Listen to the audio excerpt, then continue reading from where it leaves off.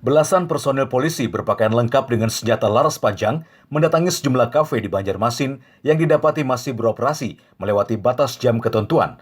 Salah satunya Kafe Kopi Berbisik di Jalan Veteran Banjarmasin Timur pada Kamis malam tadi. Petugas gabungan dari polisi, TNI, Pol PP, dan Dishub langsung membubarkan pengunjung dan memberikan teguran keras kepada pemilik tempat usaha untuk segera menutup. Pemilik kafe juga diminta menempel surat edaran dari pemerintah kota terkait jam operasional kafe serta restoran selama Natal dan Tahun Baru, yakni maksimal pukul 22.00 WITA. Razia ini menindaklanjuti instruksi Kapolri dan tim Satgas COVID-19 Kota tentang larangan adanya kerumunan saat Natal dan Tahun Baru sebagai bentuk pencegahan sebaran virus corona. Terlebih, di daerah ini angka kasus positif kembali meningkat tajam. Patroli itu untuk menjaga keamanan ketertiban masyarakat, ya situasi kota ya, pada saat Natal sampai Tahun Baru, kemudian operasi justisi untuk melihat masyarakat yang masih berkerumun kita bubarkan.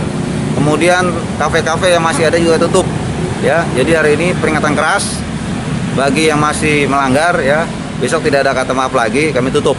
Ya, jadi saya ingatkan kepada masyarakat, kepada pemilik usaha kafe-kafe, ya, agar mematuhi surat edaran yang ada, ya, surat edaran dari Satgas Covid Kota Banjarmasin. Mengingat wilayah kita sudah mulai ada zona merah kembali. Aparat keamanan juga mendatangi kafe khusus menjual minuman alkohol yang juga berada di Jalan Veteran.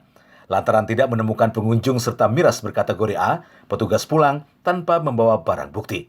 Adi Hardian, Kalsel 1net.